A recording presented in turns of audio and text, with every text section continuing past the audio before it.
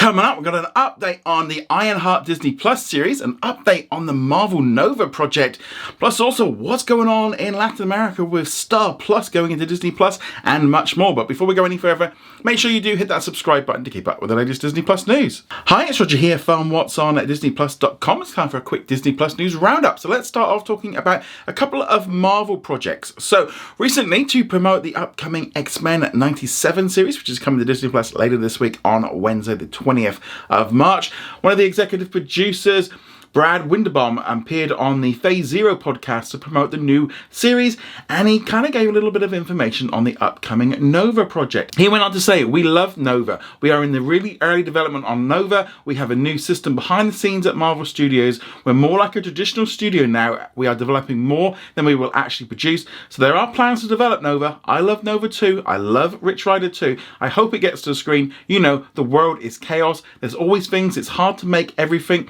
You've got to conjure these things to make them happen, but I would like to see Nova show one day." So it's nice to see him talking about maybe a Nova show. Maybe this could be a new series or something that they do. But it's important to note that he's very much stressing the idea that they are now developing multiple projects that might not necessarily come to pass. You know, they might be like, right, we'll investigate it, we'll do some market research, see if the story works out right, and then make that decision, rather than just going, right, make a series, make this, do that, you know, work out if it's actually feasible. Now, the cool thing with Nova is we've kind of seen this character somewhat introduced already in the Guardians of the Galaxy movie. It's been floating around for a while, whether or not it's going to be a movie or a Disney Plus special presentation. I think the special presentations are done. I don't think we're going to be going back to seeing them, because ultimately they don't make money that a series does in terms of bringing new audiences in, and they don't make any money because they're not at cinemas, so therefore they're just a loss. They're not really doing anything. Well, they're great to watch, but yeah, I just don't see that happening, because there have been rumours about Nova being this one. I think a Nova show would be great. It would be a little bit costly, but they could maybe do a little bit more with that one. I think it's a great character for them to do. Maybe it doesn't work on the big screen, but a series could work. Maybe in the future, you know, a few years' time or something like that, they don't have to rush into doing it. It has to be the right time. Yeah, maybe sort of set it off in a different area. Maybe if they used a volume or something like that, it could work. Not a huge kind of follower of Nova. I've played him in some of the video games and seen a few of things in like the Spider-Man cartoons, but I'm not a huge Nova fan. Never read any of his comic books. So it would be nice to see something new. Disney can do cool things with new characters within Marvel, but they've kind of introduced way too many. So I don't think at the minute this one's really probably going to go anywhere. They've got projects already lined up for filming for the next few years. I don't know. I think this was more confirmation that might happen. It also might be putting it out in the ether there, just to kind of be like to the executives, kind of going, look, people want this. Maybe we should go in this direction. I don't know. I think it'd be cool to see. Always nice to see new characters. But I think Nova would be pretty cool. But what do you think? During that same interview, Brad also spoke about the upcoming Marvel series Ironheart. Now, this series was initially announced back at the Investors Day in 2020, so a long time ago. They've already wrapped filming at the D23 Expo back in 2022. I even got to see some of the footage of it in the big panel presentation. Looked okay at the time, but since then it's kind of, we haven't really heard anything. It was supposed to have come out last fall. It didn't, because we've seen Disney drastically cutting back how much stuff they are making. But the good news is the show is still going ahead, according to Brad. He went on to say, frankly, in all honesty, there was a mandate to kind of create as much as we could for Disney Plus as quickly as we could. And then there was a shift, and all of a sudden we had to start spreading out our release dates. So that's really accounts for a lot of the delays. Now we're using that time, not just sitting idle, so it stays in the oven. You can bake certain things a little bit more. It actually, I think, ultimately is going to make things better, but most of it is just, frankly, shrapnel from the business. So it's nice to see this one being confirmed. Obviously, it gives them a little bit more time to get the editing right. Wouldn't surprise me if they do some reshoots. You know, maybe they need to tie it in with some other projects like Armor Wars, but if they're a few years down the line, maybe just in terms of the timeline, it just doesn't make sense to get it out there now. I mean, Black Panther Wakanda Forever came out a couple of years ago now, and yeah, it feels like it would have been a good time to do it. I mean, she's getting older, so the thing of like following on and doing, you know, reshoots and stuff, she could be, you don't want to be leaving it too long, because, you know, she'll be a couple of years older, and obviously, you know, when you're younger, that's a big impact. I think with Ironheart, you know, this is one of those things, I think taking their time is a good thing. Spreading out their releases, they want to get the MCU back to full power, and less releases is what they need, and make it feel special again. Maybe if they haven't got full maybe they're looking at this going, is this going to work? Maybe they cut it down a little bit, do what they did with Echo, trim it down, drop it all at once, and get rid of it. But at the same time, you have to look at the original lineup that they had for like these coming phases. There was just stuff coming out pretty much nearly weekly. I mean, I remember when they announced it back at the San Diego Comic-Con in 2019, it was like, there's just too much stuff there. It's just too much, and it proved to be right. The audiences just were burnt out. Now we've got this like run. We've got X-Men coming up this week, but I think that's a very different situation. Hardcore fans will like it. It's a cartoon. It's not within the MCU. It's kind of separate. It's like having a comic book or a video game. Something like those lines of it's separate. It's not part of it. The main core audience isn't really going to probably pay much attention to X-Men. But yeah, at least we do know that Ironheart is still kind of happening. I mean, it would make sense. I mean, if it's good enough and you can spend a little bit more time, doing the editing, making it better, maybe do some reshoots and do some bits and pieces to make it look good. Maybe take a look at the special effects and working on that if they've got a little bit more time. Make it really good.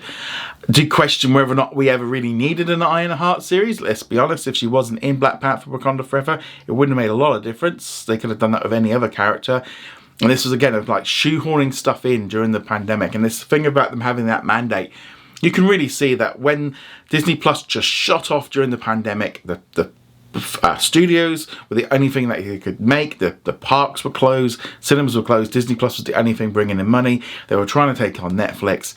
They went all in, and unfortunately the quality suffered. They just weren't able to do that, and we saw that time and time again with the writing on the shows just getting...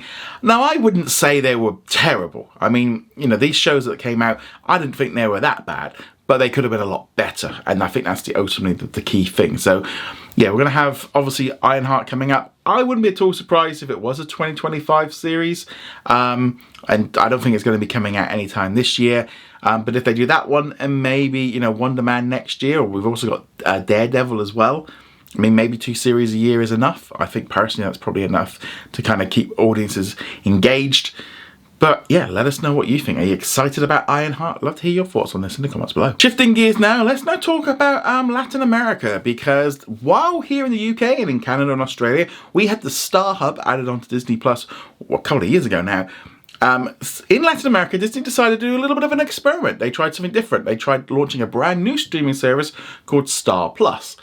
And it basically was all the content from the Star Hub that we have here on Disney Plus, kind of like all the Hulu bits and pieces, plus all the sports. So it was basically like a hybrid between Hulu and ESPN Plus. Well, Disney decided now that hasn't worked. By the middle of this year, they are going to be kind of closing down Star Plus, merging it into Disney Plus, and kind of bringing it in line to what we're seeing, what's happening in the US with Hulu. We're seeing, they know that one single platform is going to be easier for them to maintain, cheaper for them to produce content for, etc, etc.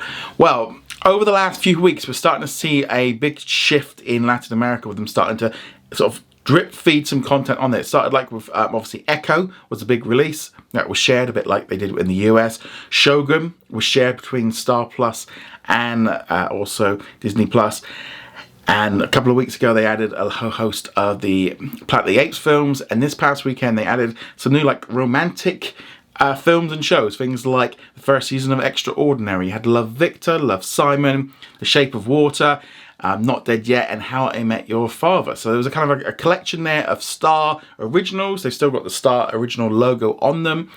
No Star Hub yet. I mean, they still haven't fully gone into that. And I wonder what's the plan for Disney Plus moving forward in Latin America. Are they just going to be like dropping things on there weekly and just kind of filling out the back catalogue before they do the full move over? Yeah, they haven't announced any details of how they're doing it, but this kind of like leaky kind of putting things on there and putting Star originals on Disney Plus. In some way, all they're doing is just making Latin America catch up with how we've got it here in the UK, of just without that Star Hub.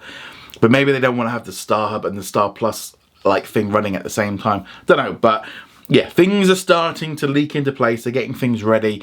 But yeah, so we're going to have hopefully then a much more unified platform with everything all on one place. And yeah, this kind of just hidgety-podge all over the place with every single country having a slightly different system. The more unified, the better it's going to be. But let us know, is this affecting you? Are you happy about Star Plus merging in with Disney Plus?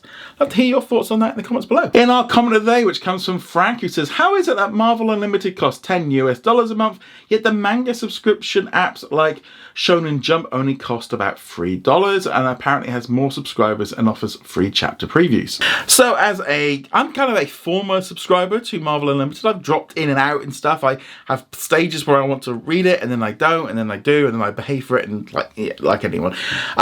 So I've used it. Now, in terms of like a price point, I think you've got to look at it of like, obviously, like the anime in like other countries outside of Japan stuff, it is still in that kind of niche market. It's not mainstream, and therefore goes out to like you say, there's more subscribers, but is that based on like Japan or other things like that? It's hard to tell.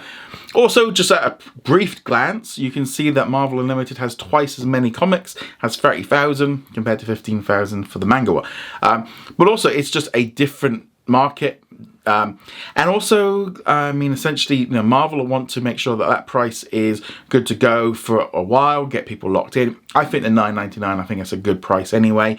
Hasn't really gone up, I don't think, for a while, but you got to look at it like as an American outlet, and manga they're just trying to get some extra cash. They'll probably make most of their money really with it in Japan, and that's that core difference. The manga is primarily aimed at just trying to get out to that niche audience and trying to get out to as many people as possible. But also Marvel Unlimited, they're trying to reach as many people as possible. I mean, now, I like reading comics, but I don't tend to like buying them so much because you can just get them on Marvel Unlimited. You go for a stage, you jump in there and you can kind of catch up on stuff. I need to read more comics. I go through these stages where I do it, and I've got boxes and boxes of long boxes, and I kind of just stopped buying them because I was just collecting dust, and I got fed up and moving them from house to house. But yeah, I think the big key thing is you've got an American company that's their core audience of trying to get that money, and obviously Japan, and also currency changes and stuff like that can be a big issue. But it's important to note, yeah, I think that $2.99, how long that stays like that, who knows? Again, if it's just old content, they're just looking at this as just trying to get you hooked in onto that platform and just to keep going with it. Whereas Marvel, I don't know, and then also you could look at it of, I think $2.99 seems really cheap, but then that's that kind of thing. It's cheap enough to get, especially like maybe students and stuff locked into this kind of thing to watch it. They need to keep that price low because if it was too high, people wouldn't do it. But let us know, do you subscribe to either one of these or both? Have you got any thoughts on it? Love to hear your suggestions. And also, if you've got any comic books that maybe are for Marvel Unlimited that I should check out, let me know. I really need to kind of get in and maybe getting back in that habit of reading at least a comic a day. That's what I used to like to do. I just read one. But anyway, let me know what you think of all this in the comments below. If you've got any suggestions for any comics to read, I'd love to hear that as well. Put them in the comments below. Remember to go check us out over at what's on at disneyplus.com. Hit that like button as well. That really does give a real big sort of boost to the channel. Really helps out. It sends a signal to YouTube that you're liking the content. And on that note, guys, thank you very much. See you guys soon. Later.